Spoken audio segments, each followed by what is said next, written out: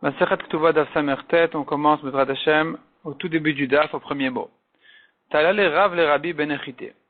Rashi explique que Rav a envoyé une lettre à Rabbi, et dans cette lettre-là, c'est une lettre de renseignement de comment il va, et puis entre les lignes, il lui a envoyé une she'ela. Il lui a rentré entre les lignes de sa lettre une she'ela où il lui demande comme ça. Ha'achin, donc je reprends la phrase, Tala le Rav le Rabbi, Rav a suspendu à Rabbi dans sa lettre, Ben Echite entre les lignes. Ha'achin sheshibdu, Ma'u. Les frères qui ont hypothéqué les terrains de l'héritage, qu'est-ce qu'il en est? Qu'est-ce qu'il en est? Ça veut dire, est-ce que leurs sœurs peuvent sortir ces terrains-là pour leur mariage, ou bien non?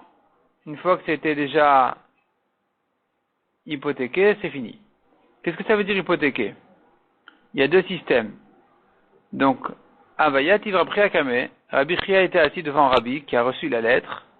Amarle, Rabbi Chia demandait à Rabbi, Machrou o Mishkenu, quelle est la question de Rav?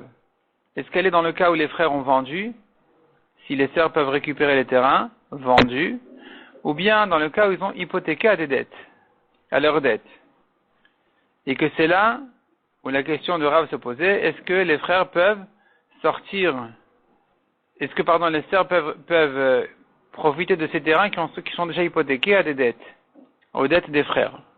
Amar le Maï Nafkamina. Rabbi a répondu à Rabbi Chia. Quelle importance s'ils ont vendu ou pas vendu? Ben Machou Ben Shemishkenu, aussi bien dans le cas où ils ont vendu que dans le cas où ils ont hypothéqué les terrains. Motil ne Parnassa, Ben Motil ne Mezonot.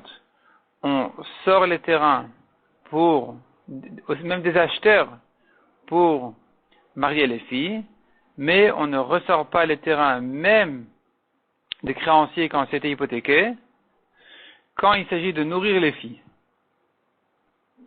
La Gemara maintenant se retourne sur Rav. Verav, imachou kamibayale, nirtov le machou. Pourquoi Rav ne s'est pas expliqué dans sa question? Il a dit shibdou.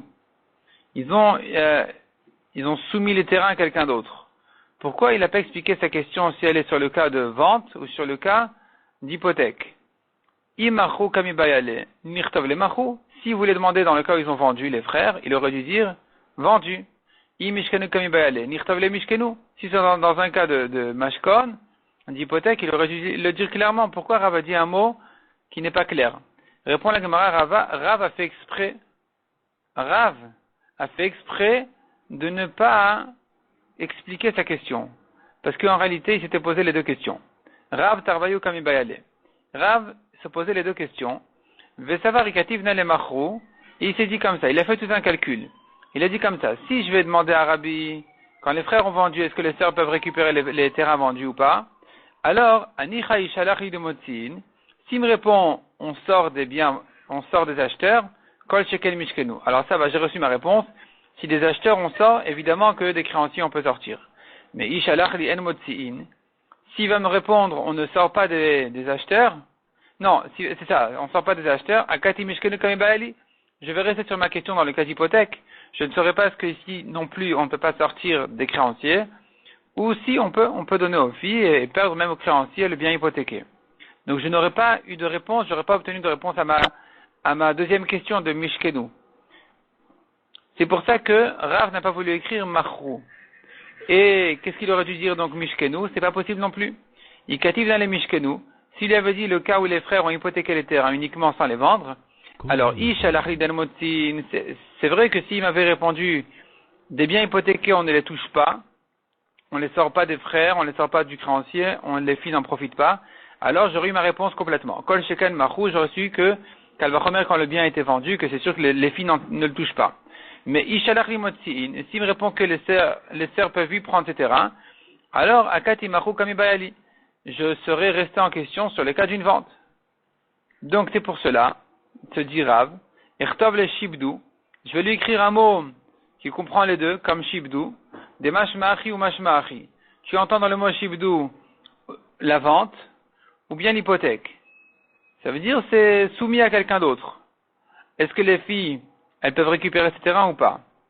Et donc Rav espérait que Rabbi, dans sa réponse, il va éclaircir toutes les questions, aussi bien vente que hypothèque. Et donc effectivement Rabbi lui a répondu, aussi bien vendu que hypothéqué, dans tous les cas. Pour le mariage, on sort, pour les maisonnotes, on sort pas. De Rabbi Yochanan Amar, Echad vechad el motin. Rabbi Yochanan lui dit que dans tous les cas, on ne sort pas des filles. On ne sort pas des garçons, pardon. Pour les filles, on ne sort pas les biens qui ont été déjà vendus, hypothéqués. Aussi bien s'il s'agit de mariage que de nourrir les filles. Une fois que le bien est déjà engagé à quelqu'un d'autre, c'est terminé, les filles ne le touchent plus. Iba Aléou. Donc Rabbi Yochanan ici, il va contre Rabbi. C'est un petit peu gênant pour la Gemara d'accepter une chose pareille, parce que Rabbi quand même était avant Rabbi Yochanan, il était plus grand que Rabbi Yochanan. Donc la question que la Gemara demande maintenant, les Rabbi Yochanan, est-ce que le Shmi Alea de Rabbi, est-ce que Rabbi Yochanan a dit ça parce qu'il n'a pas entendu ce que Rabbi a dit? S'il avait entendu, il aurait accepté. Peut-être qu'il a entendu que Rabbi pense que les filles peuvent sortir pour leur mariage, mais Rabbi Yochanan n'est pas d'accord avec. Tashma de Itmar.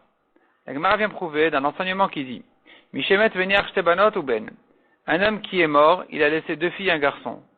Mais Kadma Rishona, venatla ison echassim. Donc s'il y a 2 filles et un garçon, le garçon hérite, les filles prennent un 10e pour leur mariage. Donc une fille, elle s'est mariée du vivant de son frère, elle a pris un 10e des biens pour son mariage. La deuxième fille n'a pas eu le temps, n'a pas pu prendre son 10e, que le frère est mort entre-temps, et donc maintenant elle doit se partager en fait tout l'héritage avec sa sœur. Parce qu'il n'y a pas de garçon, c'est les filles qui héritent. Et maintenant, quand elles veulent se partager l'héritage, la deuxième, elle dit à la première, écoute, tu as pris un 10e, je prends un 10e, et après on se partage. La première, elle lui dit, non, j'ai pris un 10e pour me marier, toi tu n'as pas pris parce que tu t'es pas marié, maintenant ce qui reste, on se partage en 2. Donc ici, il y a une grande dispute, est-ce que la deuxième sœur, elle prend son 10e avant le partage, ou elle a perdu son 10e? Amar Rabbi Yochanan, Shnia Vitra, Rabbi Yochanan dit, la deuxième a perdu. Amar Rabbi Chanina le dit non. Gdola mizo amrou. Comment tu dis que la deuxième elle a perdu alors qu'on a vu un plus grand chidouche que ça même? On a dit motin et parnassa vel motin et mezonot. La fille peut sortir des biens vendus pour son mariage, mais pas pour se nourrir. Donc pour son mariage, elle peut même prendre de l'acheteur. Si son frère a vendu, elle vient, elle dit à l'acheteur, va-t'en, c'est à moi. Et donc, si la takana du 10e, elle est tellement forte, comment tu peux dire qu'elle a perdu son 10e? Ve'atamrachni avitra. Toi, tu dis qu'elle a perdu son 10e. La deuxième, elle n'a pas perdu son 10e. Voilà la question de Rabbi Chanina à Rabbi Yochanan. La Gemara demande Veim Ita. Si vraiment Rabbi Yochanan n'avait pas entendu ce que Rabbi a dit, quand Rabbi Chanina l'objecte, pourquoi il se tait? Il aurait dû le questionner, il aurait dû dire, ah bon, c'est vrai, on a dit que on peut prendre des acheteurs pour le mariage, mais qui c'est qui a dit ça? Peut-être c'est quelqu'un d'important qui a dit ça. Nemale, Rabbi Yochanan aurait dû lui dire, Man Amara, qui c'est qui a dit ça? Rabbi Yochanan ne s'est pas renseigné auprès de Rabbi Chanina qui l'a objecté. Donc je reprends. Rabbi Yochanan avait dit tout d'abord que les filles ont perdu, elles prennent pas des acheteurs. Même pour leur mariage, ce qui a été vendu, c'est fini. Elles prennent pas, elles récupèrent pas de l'acheteur. Rabbi Yochanan a dit encore une autre halakha ensuite, qui a été objectée, donc la deuxième a été objectée. Rabbi Yochanan a dit 2 sœurs et un garçon. La première sœur, elle a pris un 10e, la deuxième ne l'a pas pris. Le garçon ensuite est mort, elle se partage équitablement, et la deuxième a perdu son 10e. Et là-dessus, Rabbi Yochanan a été objecté. Où on lui a dit, mais comment tu dis que la deuxième, elle a perdu son 10e, alors que le 10e, on le prend même des acheteurs? Rabbi Yochanan s'est tu. Pourquoi il se tait comme ça? Il aurait dû dire, mais qui c'est qui a dit qu'on prend de l'acheteur? C'est faux. Moi, je pense pas qu'on prenne de l'acheteur. Pourquoi tu viens me dire, pourquoi il était tellement évident qu'on prend de l'acheteur? Rabbi Yochanan ne s'est pas renseigné auprès de Rabbi Chanina qui c'est qui a dit ça. C'est que Rabbi Yochanan connaissait déjà cet enseignement-là. Il avait déjà entendu que Rabbi pense que les filles récupèrent même de l'acheteur. Donc il n'avait pas besoin de questionner Rabbi Chanina. Et il pense pas comme ça. Donc il se tait. Il pense pas comme ça. Il pense que les filles ne prennent pas de l'acheteur. Et donc, de la même manière, elle aura perdu son 10e quand sa sœur a pris avant la mort de son frère. Donc tu vois de là une preuve à notre question. Si Rabbi Yochanan a entendu Rabbi ou n'a pas entendu, réponse, apparemment Rabbi Yochanan a déjà entendu cette halakha de Rabbi et il ne l'a pas reçu, il n'a pas accepté. La Gemara dit non, c'est pas la preuve. Peut-être qu'il ne l'a pas entendu.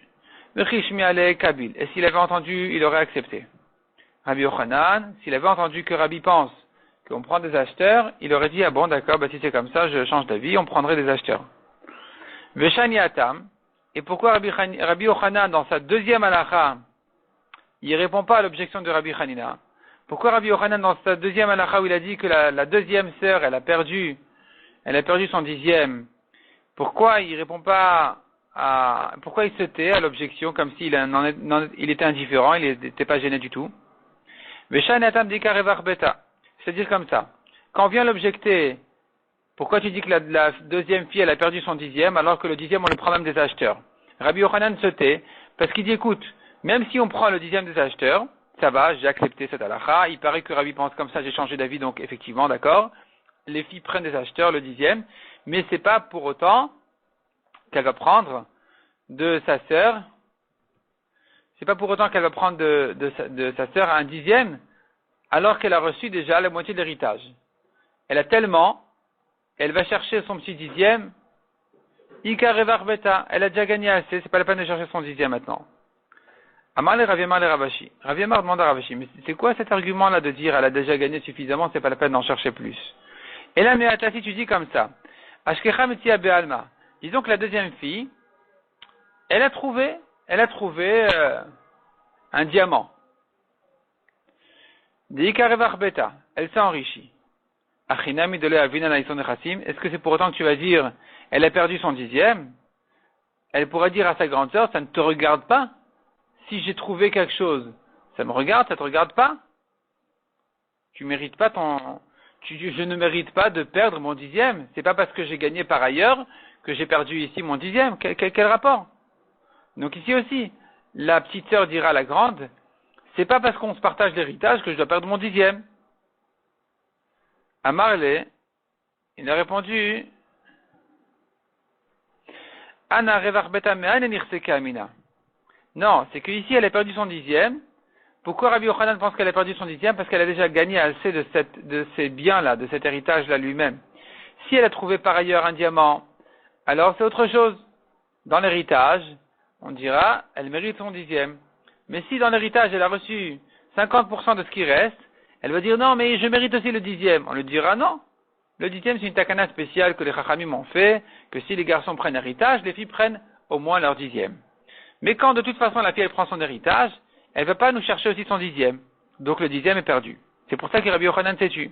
Donc finalement, quand Rabbi Yochanan s'est tu, on peut le comprendre de deux manières. Rabbi Yochanan a dit, la deuxième fille a perdu son 10e. On lui a demandé, mais elle prend le 10e même des acheteurs, qu'elle va va pas le perdre ici. Alors on a deux manières de comprendre pourquoi Rabbi Yochanan est indifférent à cette objection. Soit on dira, Rabbi Yochanan n'est pas d'accord à la base de dire que la fille elle prend de l'acheteur, donc l'objection est fausse. Soit on peut dire, non, il est d'accord que la fille elle prend de l'acheteur, simplement il pense que même si elle prend de l'acheteur, c'est une raison de ne pas perdre son 10e, mais là où elle a gagné déjà assez de cet héritage-là en prenant la moitié, alors ici, effectivement, on dira, le 10e est perdu. Amar Amemar. Egmar maintenant ouvre une nouvelle enquête, nouveau problème. Comment tu considères la fille qui prend son 10e? Tu la considères comme un héritier, elle prend ce qu'elle mérite.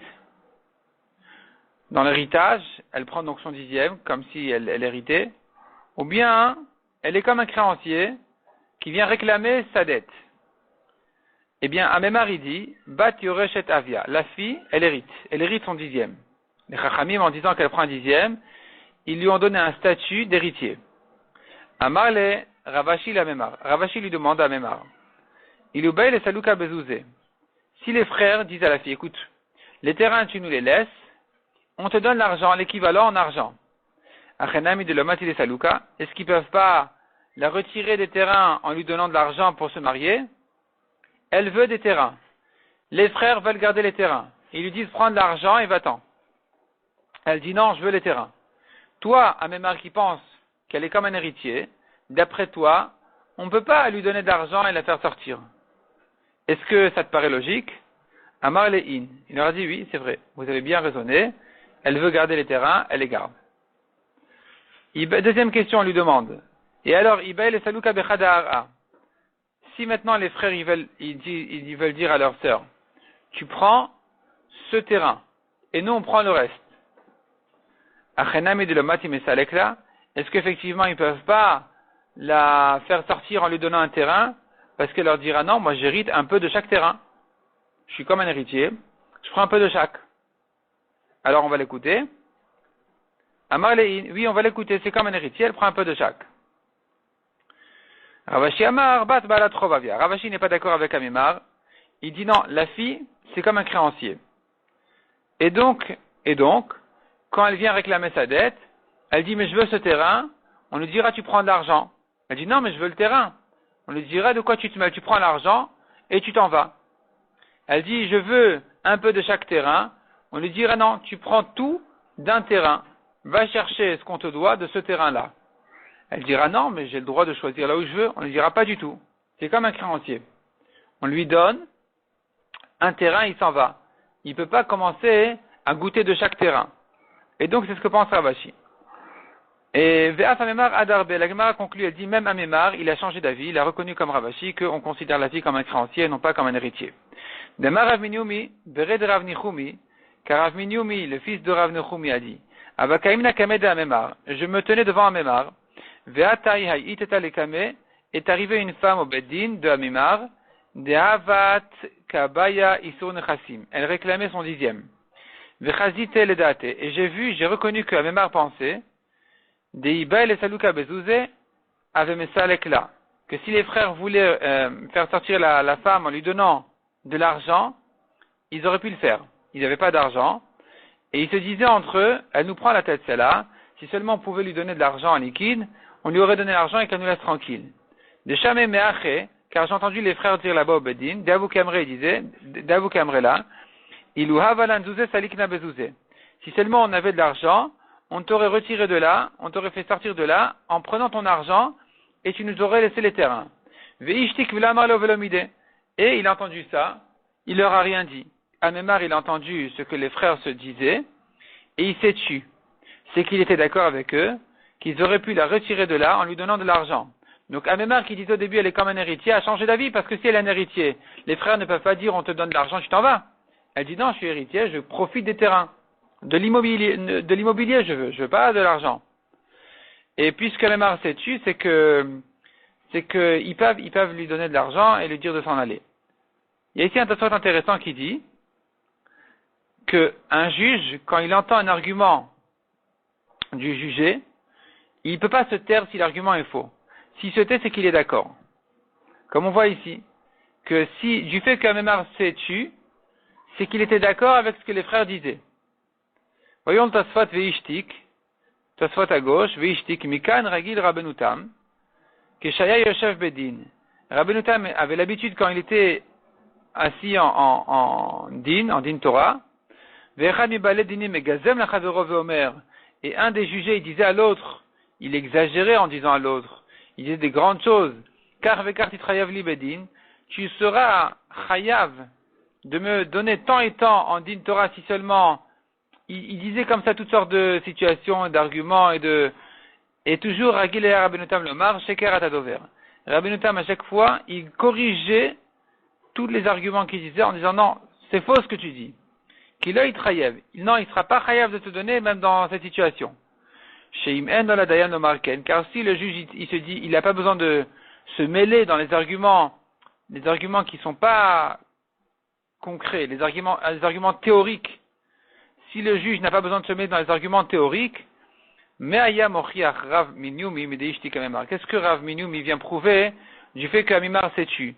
Si Amimar s'est tu sur un argument théorique que les frères se disaient, si seulement on avait de l'argent, on t'aurait renvoyé avec de l'argent, et qu'on a prouvé de là que Amimar était d'accord avec ça parce qu'il s'est tu, c'est que le juge n'a pas le droit de se taire quand on dit un argument, même théorique, qui est faux.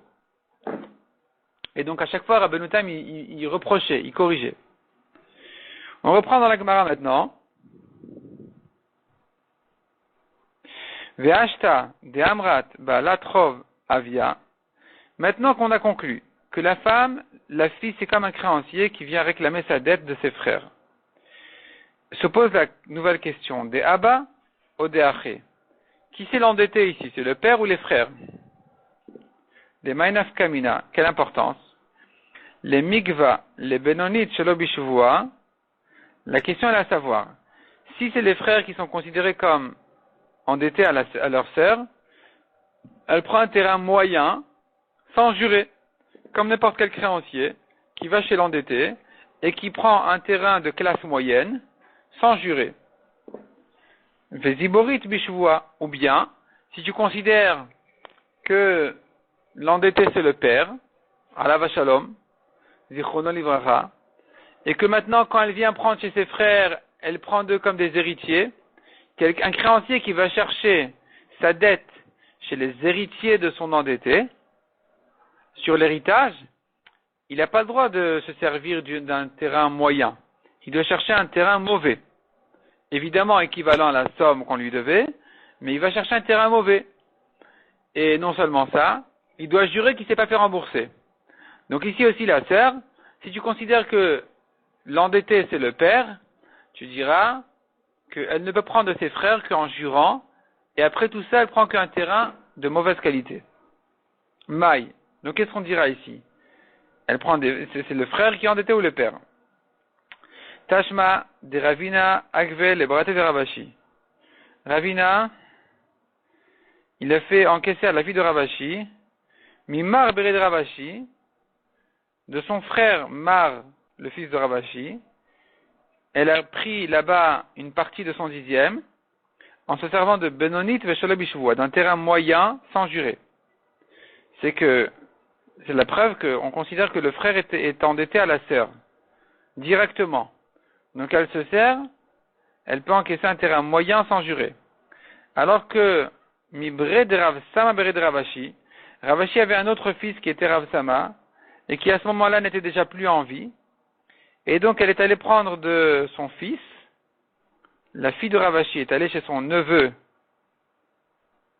le fils de son frère Rav Sama, et quand elle a pris de chez lui une partie de son 10e à elle a pris là-bas Ziborit Bishuvua, un terrain de mauvaise qualité, en jurant. Pourquoi? Parce que là, celui qui est endetté, c'est son frère Rav Sama. Or, Rav Sama n'est pas là, donc quand elle prend de son fils, là, elle prend d'un orphelin, elle doit jurer et prendre un terrain de mauvaise qualité. Donc, notre question a été résolue. La sœur, elle prend un terrain moyen sans jurer de ses frères. Si ses frères sont morts, de leurs enfants, elle prendra là ici un terrain de mauvaise qualité en jurant. Donc tu vois qu'on la considère comme créancier des frères et pas du père. Shalach le Rav Nechemia bered Rav Yosef le Rabba Baravuna Zuta Minardea. Rav Nechemia a envoyé à Rabba Baravuna, le petit, de Neardea. Il a envoyé un message, une demande, qui disait comme ça, Ki atiaha iteta le kamar, quand cette femme-là vient chez toi pour prendre son 10e, Agvar Isur Nirse, donne-lui le 10e des biens de ses frères pour son mariage à elle, Afilu mit troubla. Rashi explique que c'est une pierre du moulin, et donc puisque c'est attaché à la terre, c'est considéré comme un terrain, et que même si tu dis que la fille ne peut pas prendre des métaltélines, des biens mobiliers, ça c'est considéré comme un karka, et donc elle peut se servir de ça pour son mariage. Amar Ravashi, qui a vina be Rav Kahana, Ravashi dit encore, quand nous étions au Bedin chez Rav Kahana, avamagvina nafilu me'amla debete, on donnait le 10e, même du salaire du loyer des maisons. Ça aussi c'est considéré comme un terrain. Shalach le Ravanan et Ravuna. Ravanan a envoyé une question à Ravuna.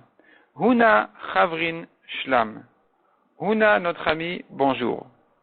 Ki atia ha'iteta le kamar. Quand vient cette femme-là chez toi au Beddin, Agva isur nirse. Donne-lui un 10e de l'héritage. Avayativ Rav Shechet Kame. Rav Shechet, le pauvre, était assis devant Ravuna quand il a reçu cette question. Amarle, Ravuna n'était pas content du tout de la manière dont Ravanan s'adresse à lui. Ravanan lui disait, Una, notre ami, bonjour. Ravuna n'était pas content que Ravanan lui disait, Una, notre ami. Rav Sheshet, qui était devant lui, a reçu une mission de Ravuna, une mission dure.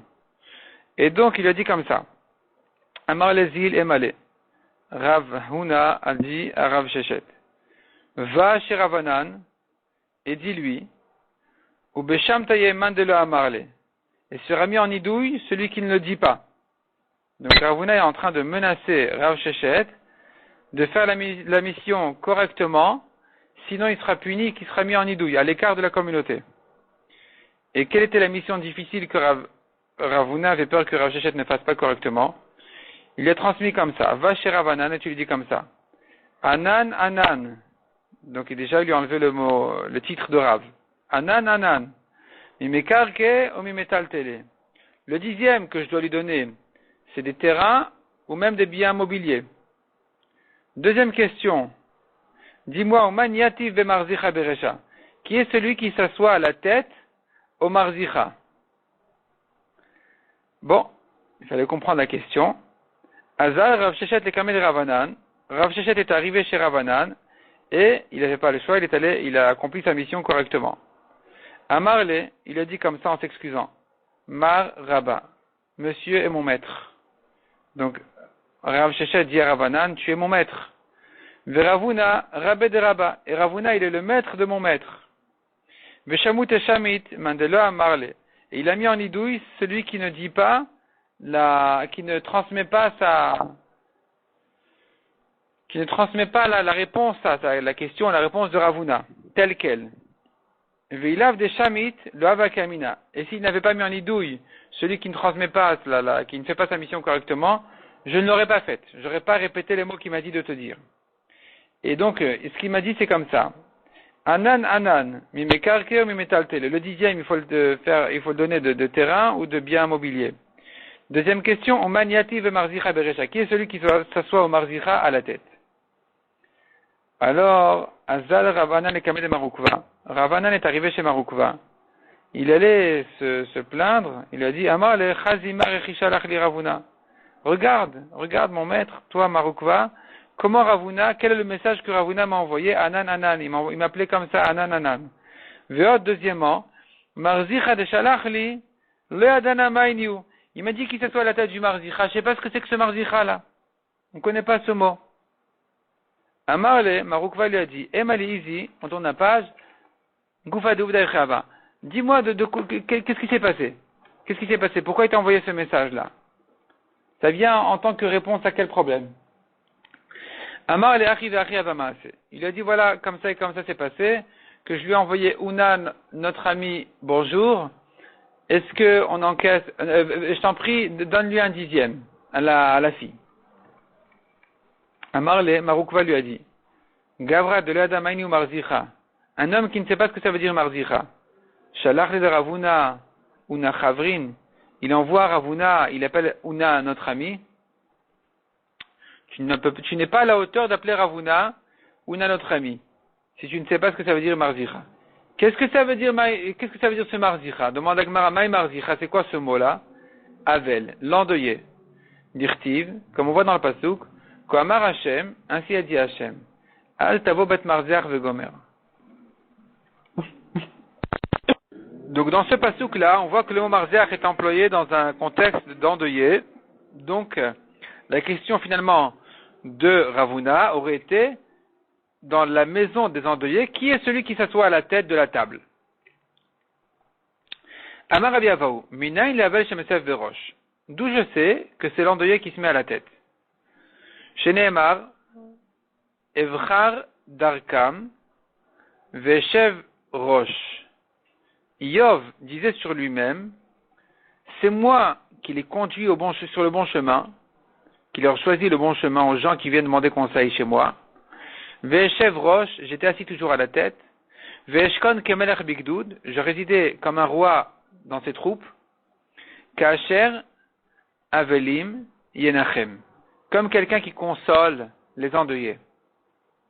Donc tu vois qu'il est à la tête. Comme on a dit, chef Roche, il est à la tête. L'endeuillé est à la tête. La Gemara dit, mais non, c'est pas l'endeuillé qui est à la tête, c'est celui qui le console. Yenachem Acherim Mashma. Le mot Yenachem veut dire il console les endeuillés, donc c'est celui qui console l'endeuillé qui est à la tête. Mais le Havel n'est pas à la tête, n'est pas en tête de table. Répond la Gemara, Marav Nachman Bar Yitzhak, Yenucham Ktiv. C'est pas écrit dans le pasuk Yenachem avec la ponctuation ou bien dit Rashi. S'il y avait un Aleph ou un He entre le Nun et le Chet, j'aurais su que ça se lit Yenachem. Parce que Aleph et He indiquent un Patach ou un Kamat. Mais comme il n'y a pas ce Aleph ou ce He, donc ça se lit Yenucham. Ça peut se lire aussi Yenucham. Et Yenucham, c'est celui qui est consolé, c'est le Havel lui-même, l'endeuillé lui-même, qui est donc assis à la tête. Marzutra Marmeacha, deuxième preuve des psukim que c'est le Havel qui est en tête de table, parce que c'est écrit Vesar Mirzach Sruchim. Le pasuk vient annoncer que la destruction du Beth Amikdash, ou au temps de malheur des Juifs, Vesar sera retiré, Mirzach, les endroits où on boit le vin, Sruchim, des fiers et orgueilleux. Et la Gemara fait là-dessus une racha. Mirzach, c'est un mot qui se comprend comme Mar Vezach. Mar, c'est celui qui a de l'amertume. Vezach, qui est distrait par ses soucis. Donc c'est le Havel. Naasa Sar. Et là, c'est la dracha du mot Vesar Mirzach. Donc ça, il devient le ministre, les Sruchim, même des gens importants, qui viennent le consoler. Donc lui, il est assis en tête de table, et viennent les grands rabbanim, et les gens importants qui viennent le consoler, et lui, le Havel, il reste en tête de table. Comme on a dit du pasuk, Vesar, Mirzach, Sruchim. Vesar, il devient le ministre. Mirzach, lui, le Havel, Sruchim, même des gens importants. Amarava.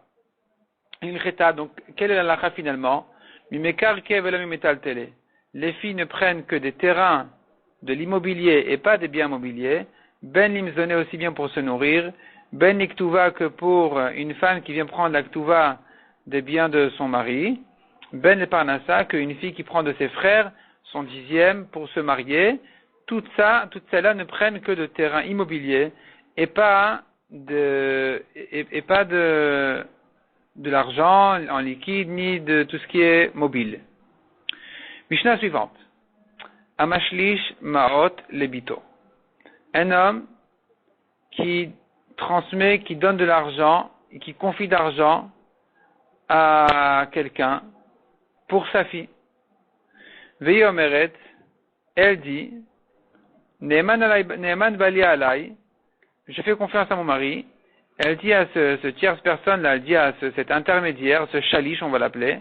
Shalish, c'est le troisième, c'est il y a la femme, le mari et ce shalish en question qui doit garder, qui est responsable de l'argent, ce responsable en question, la fille elle dit, je lui fais confiance, tu peux donner à mon mari, je fais confiance à mon mari, tu peux lui donner l'argent, il m'achètera le champ, le terrain quand il faudra. Il y a fait à shalish mashuklash biado divrei Rabbi Meir. Rabbi Meir dit non, le responsable doit garder l'argent, il n'a pas le droit de donner l'argent au mari tant qu'on n'achète pas le terrain que le père voulait. Donc le père n'est plus vivant, avant sa mort il a confié l'argent à quelqu'un. La fille a dit, mais tu peux donner à mon mari, il n'y a rien à craindre. Et non, il ne donne pas. Rabbi aussi Omer, Vechiena el Asade. Rabbi aussi dit, regarde, admettons qu'il lui a donné l'argent pour acheter le terrain. Si maintenant elle veut vendre le terrain, elle peut ou elle peut pas? Elle peut. Donc, Vechiena el Asade, si c'est déjà un champ, Virota le Mocha, elle veut vendre le champ, Ari Mechura Me'arshav.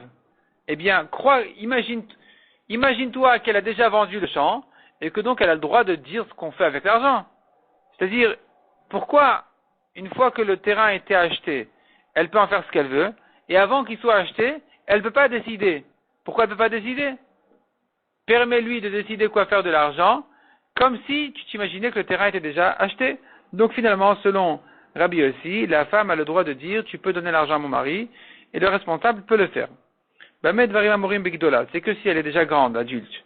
Mais si elle est petite, ce qu'une petite fait ne vaut rien. Tanoura Banan. Amashlish Maot Lechatano, Nikar Men Tzadeh Lebito. Un homme qui a confié de l'argent à un responsable pour son gendre, pour qu'il achète avec un champ à sa fille. Viomer et Inadnu Lebali, et elle dit, donnez l'argent à mon mari, ça va, je compte sur lui. Min Anesuin Areshut Biada, si elle est mariée, elle peut. Min Erusin, mais si elle n'est pas encore mariée, il n'y a eu que des Kiddushin. Le responsable doit respecter les instructions qu'il a reçues. Il ne donne pas l'argent donc au mari, selon Rabbi Meir. Rabbi Yossi Omer, Agdola, Rabbi Yossi dit regarde, si la fille elle est déjà grande, ben mina nisuin ou ben mina erusin, areshut biada, peu importe kiddushin ou mariage, elle est adulte, elle décide. Elle peut dire donne à mon mari. Ktana, mais si elle est petite, là elle n'a pas son mot à dire. Ben mina nisuin, ben mina erusin, aussi bien s'il y a eu le mariage que des kiddushin, il y a ça shalish mashuslash biado, c'est le responsable qui va garder et qui va respecter les instructions qu'il a reçues. Maï ben ayou, quelle est la différence entre ces deux versions, entre Rabbi Meir et Rabbi Yossi? Sur quoi est leur discussion? Il est ma ktana minanisuinika ben ayou. Si leur discussion elle est à propos d'une petite fille qui s'est mariée. Ou là, on a vu que selon Rabbi Meir, tout ne dépend que du mariage. Selon Rabbi Yossi, tout dépend si elle est grande ou petite. Donc tu voudrais dire que pour Rabbi Meir, puisqu'elle est mariée, même si elle est petite, elle a son mot à dire. De Rabbi Meir, savar reshut biada. Selon Rabbi Meir, on va l'écouter. Vata Rabbi Yossi le memar, alors que Rabbi Yossi est venu dire, afilu menanesui nami, même si elle est déjà mariée, gdolain ktanalo. Grande, oui, petite, non. Si c'est comme ça que tu veux comprendre Rabbi Meir, qui permet d'écouter la fille petite, puisqu'elle est mariée, Emma Sefa, je te lis la suite de la Mishnah qui disait, Aval bektanan masektana klum. Une petite, ce qu'elle fait ne vaut rien. Ha man ktanela. Qui c'est qui a enseigné cette phrase-là de la Mishnah? À la fin de la Mishnah, on a une phrase, on ne sait pas qui c'est qui l'a dite. Il est Rabbi Yossi. Si c'est la fin des paroles de Rabbi Yossi, de dire que si elle est petite, ce qu'elle a fait n'est pas valable, Hameresh Hashmatmina. C'était pas la peine de le répéter, Rabbi Yossi nous a déjà dit. D'Amar Rabbi Yossi, V'chi ena el asade. Imagine-toi que le champ a déjà été acheté. V'yirota le mocha, elle veut le vendre. Ari mechura me'arshav. Imagine, ça aurait été vendu. Imagine-toi que c'était fait dès maintenant déjà, que l'argent est dans sa poche, dans ses mains. Donc, il ne s'agit que d'une grande qui peut vendre, pas d'une petite qui n'aurait pas pu vendre le champ. Gdola de badzivinein, une grande qui peut vendre, oui. Ktana de la badzivinein, lo. Mais si elle est petite, elle n'aurait pas pu vendre le champ. Je comprends que tout le raisonnement de Rabbi Yossi ne s'applique pas dans ce cas-là parce qu'elle ne peut pas vendre le champ. Donc ici, Rabbi Yossi sera d'accord qu'une petite n'a pas son mot à dire, même si elle est mariée. Et là, Rabbi Meiri. Donc la fin de la Mishnah qui dit ce qu'une petite fait n'est pas valable, c'est pas les paroles de Rabbi Yossi, ça je le sais déjà, je le comprends déjà des paroles de Rabbi Yossi même. C'est une phrase qui vient selon Rabbi Meir. Donc il manque de mots dans la Mishnah, il faut compléter les mots suivants. Yaseh shalish mashuslash biado. Le responsable doit respecter les instructions et faire ce qu'on lui a demandé de faire. Bamed varim amorim, quand est-ce que je dis qu'il donne pas au mari mina erusin? C'est que s'il y a eu que des kiddushin, il n'y a pas eu le mariage encore. Aval mina nesuin areshut biada, mais une fois qu'elle est mariée, elle peut dire donne à mon mari. C'est ce que dira Rabbi Meir. Bamed varim amorim, quand est-ce que dit ça Rabbi Meir? Begdola, quand elle est grande. Aval bektana el masektana klum, mais si elle est petite, sur ça, Rabbi Meir vient dire, ce qu'elle fait n'est pas valable.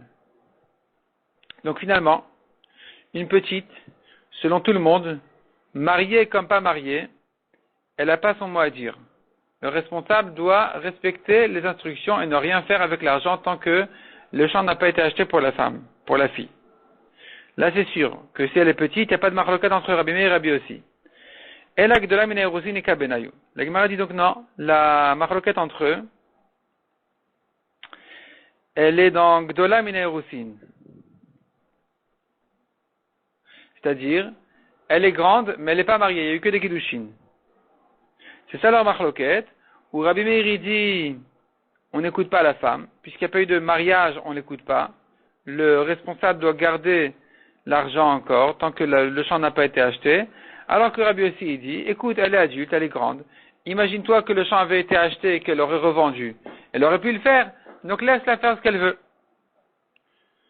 Itmar, quelle est la halakha? Rav Yuda Marshouin halakha ki Rabbi Yossi, que si la femme est grande, même si elle n'est pas mariée, il n'y a eu que des kiddushin, on peut l'écouter. Rava Amar Rav Nachman halakha ki Rabbi Meir, alors que Rava dit au nom de Rav Nachman, que l'halakha est comme Rabbi Meir, que même si elle est déjà adulte, la femme, puisqu'elle n'est pas encore mariée, le responsable doit garder l'argent tant que le champ n'a pas été acheté à la fille. Donc nous avons ici une marloquette, si la halakha est comme Rabbi Meir, ou comme Rabbi Yossi, et apparemment, la halakha est tranchée plutôt comme Rav Nachman, qui était un grand juge, et donc en principe, la halakha est comme lui, dîner mamonot, que donc la halakha est comme Rabbi Meir, comme Rav Nachman qui a tranché la halakha comme Rabbi Meir qui a dit, que même si elle est adulte, puisqu'elle n'est pas encore mariée, il n'y a eu que des kiddushin, on ne va pas l'écouter à elle, donc le responsable devra garder l'argent et suivre les instructions qu'il a reçues, c'est-à-dire d'acheter avec un terrain pour la femme, mais entre-temps, il ne donne pas l'argent au mari, même si la femme le demande, et elle est d'accord, on ne va pas l'écouter.